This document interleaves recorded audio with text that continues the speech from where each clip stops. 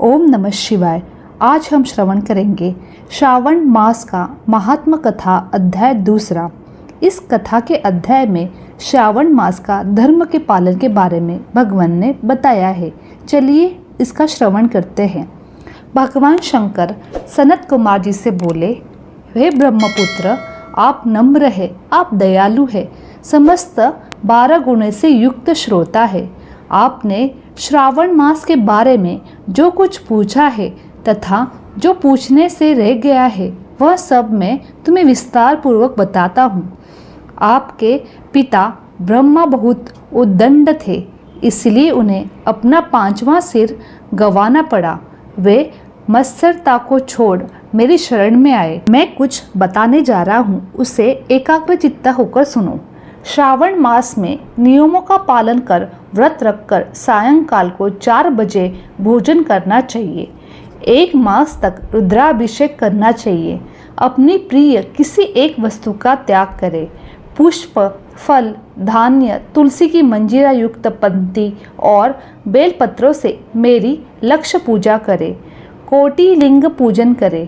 ब्राह्मणों को प्रेम पूर्वक भोजन कराएं। नियम का पालन करें।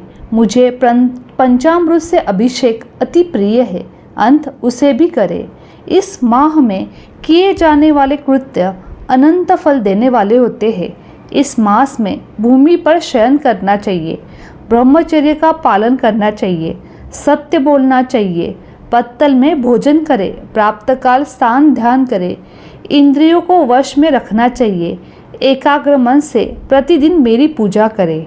इस महीने में मंत्रों का पूरा श्रवण भी उत्तम सिद्धि देने वाला है। गायत्री मंत्र और ओम नमः शिवाय का जाप करें।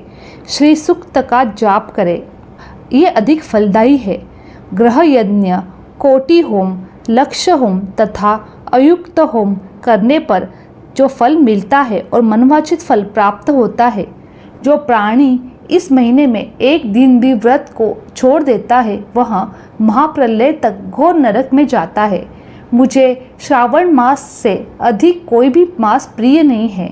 यह मास फलदायक है तथा निष्काम भाव से किए गए कर्म के फलस्वरूप मोक्ष प्रदान करने वाला है। हे सनत कुमार, इस मास में करने योग्य जो धर्म कहे गए हैं उन्हें ध्यानपूर्वक सुनो। रविवार को सूर्य का व्रत करना चाहिए। सोमवार के दिन मेरी पूजा करनी चाहिए। श्रावण मास के प्रथम सोमवार से प्रारंभ करके 3.5 मास तक अर्थात कार्तिक मास के अमावस्या तक होने वाला संपूर्ण कामना सिद्धि, अर्थ सिद्धि प्रदाता रोटक नामक व्रत कहलाता है। मंगलवार के दिन मंगला गौरी का व्रत रखा जाता है। बुधवार को बुध का व्रत, बृहस्पतिवार को गुरुदेव का व्रत, शुक्रवार को जीवंतिका देवी का व्रत रखते हैं। शनिवार को हनुमान तथा नरसिंह का व्रत रखा जाता है। अब मैं तुम्हें तिथियों के अनुसार होने वाले व्रतों का बताता हूँ। श्रावण मास के शुक्ल पक्ष की द्वितीय तिथि को अवदुम्बन नाम का व्रत होता है। शुक्ल पक्ष की तृतीया को गौरी का व्रत होता है। श्रावण शुक्ल चतुर्थी को दुर्वा गणपति नामक व्रत होता है। इसे विनायक चतुर्थी व्रत यथा गणेश चौथ का व्रत कहते हैं। श्रावण के शुक्ल पंचमी को नाग पूजन का व्रत रखा जाता है। श्रावण शुक्ल षष्ठी को सुपोदन व्रत रखा जाता है। श्रावण शुक्ल सप्तमी को शीतला देवी का व्रत रखा जाता है। अष्टमी और चतुर्थी, ये दोनों तिथियां देवी पवित्रारोपण करने वाली है। श्रावण मास की कृष्ण तथा शुक्ल पक्ष की नवमी को नक्त व्रत का विधान है। शुक्ल पक्ष की दशमी को आशा नामक व्रत किया जाता है। कोई मनुष्य श्रावण मास के दोनों पक्षों शुक्ल और कृष्ण पक्ष की एकादशी को आशा व्रत रखते हैं। श्रावण शुक्ल पक्ष की द्वादशी को भगवान विष्णु का पवित्रारोपण करना कहा गया है, इसलिए इस तिथि को भगवान हरि का श्रीधर नाम से अर्चन उत्तम गति प्रदान करता है। श्रावण शुक्ल पक्ष की पूर्णिमा को उत्सर्जक, उमा कर्म, सभादीप, रक्षाबंधन और श्रावणी कर्म, सर्प बलि तथा ऋग्रीव जयंती मनाई जाती है। ऋग्रीव नामक भगवान विष्णु का अवतार माना गया है। उपरोक्त 7 व्रत श्रावण शुक्ल पूर्णिमा को मनाए जाते हैं।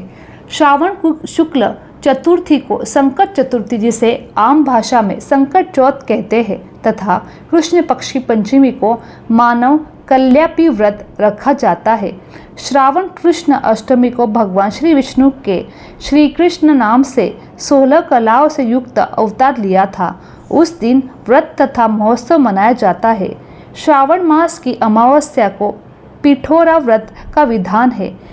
इस दिन कुशा उत्पादन करें और वृषभों का पूजन करें। श्रावण शुक्ल पक्ष की प्रथमा से लेकर समस्त तिथियों के अलग अलग देवी देवता है। प्रतिपदा के अग्नि, द्वितीया के ब्रह्मा, तृतीया तिथि की गौरी, चतुर्थी तिथि के गणेश, पंचमी तिथि के नाग, षष्ठी तिथि के स्कंद, सप्तमी तिथि के सूर्य, अष्टमी तिथि के भगवान शिव, नवमी तिथि की दुर्गा और दशमी तिथि के यम, एकादशी तिथि के विश्वदेव स्वामी है, द्वादशी तिथि के श्रीहरि, त्रयोदशी तिथि के कामदेव और चतुर्थी तिथि के शिव और पूर्णिमा के स्वामी चंद्रमा है। अमावस्या के स्वामी पितर है। जिस देव की जो तिथि है उस तिथि को उस देवी देवता की पूजा अर्चना करनी चाहिए। इस श्रावण मास के प्राय अगस्त नक्षत्र का उदय होता है। सिंह राशि पर सूर्य के संक्रमण के दिन से 12:40 घड़ी बीत जाने पर अगस्त नक्षत्र का उदय होता है। अगस्त ऋषि को 7 दिन पहले से ही अर्घ्य देना शुरू कर दे। 12 महीने में सूर्य भगवान अलग अलग नाम से प्रज्वलित होते हैं। श्रावण मास में गर्भास्त्र नाम से प्रज्वलित होते हैं, इसलिए श्रावण मास में भक्तिपूर्वक सूर्य देव का पूजन करना चाहिए। श्रावण मास में साग का त्याग करना चाहिए। भाद्रपद मास में दही, आश्विन मास में दूध और कार्तिक मास में दाल का त्याग करना चाहिए। यदि कोई भक्त यह संपूर्ण विधान करने में असमर्थ हो तो उसे भी सभी मनोकामना की प्राप्ति होती है। हे मुनि श्रेष्ठ, इस श्रावण मास में मनाए जाने वाले व्रत और धर्मों का सविस्तर रूप में वर्णन करना कई 100 वर्षों में भी पूरा नहीं हो सकता। भक्तजन मेरे या श्री हरि के प्रीत्यर्थ संपूर्ण व्रत करे। मेरे और श्री हरि में कोई भेद नहीं है। मेरे भक्त श्री हरि को प्रिय है और श्री हरि के भक्त मुझे प्रिय है। जो प्राणी इसमें भेदभाव की कल्पना करते हैं या करने में नरकगामी होते हैं, हे सनत कुमार, आप श्रावण मास में धर्म का पालन करें। इति श्री श्रावण मास कथा अध्याय 2 समाप्त। कल सुनेंगे हम श्रावण मास का कथा अध्याय 3। मेरी वीडियो आप लोगों को अच्छी लगी होगी तो मेरे चैनल को लाइक, शेयर और सब्सक्राइब करना ना भूलें। आप सभी का धन्यवाद। ओम नमः शिवाय।